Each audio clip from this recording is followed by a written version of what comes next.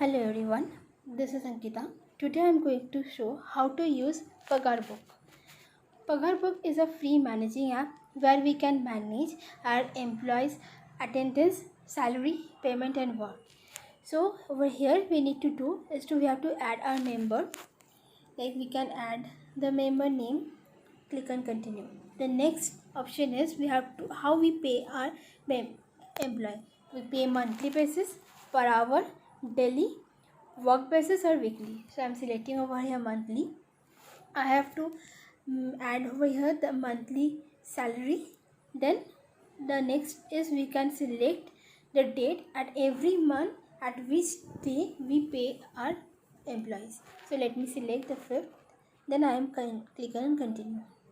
Over here we can add if we have given any advance or we have left with any pending amounts. So I am clicking over here continue.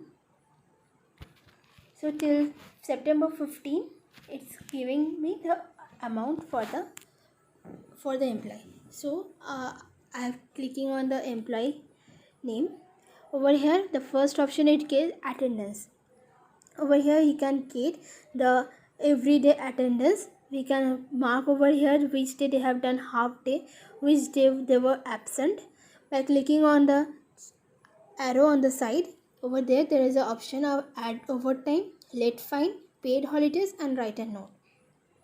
We can set alarm over here. Alarm. We can set it will give us an alarm time. We can set alarm.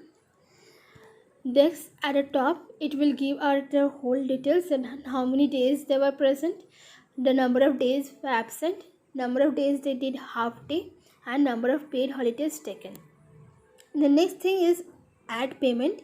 If you want to add a payment, like we are giving a advance, then I have to add the amount over here and I can mention a description. For example, then I have saved. It shows over here total pending amount. Then we can generate salary receipt. We can directly share it to the WhatsApp or we can download the salary receipt. It will be downloaded in a PDF format. This is what our salary receipt is. Next, the option is allowance and bonus. In allowance bonus, here we can type our allowances like for TD and TA and DA. We can add allowances. The next thing is we can deduction.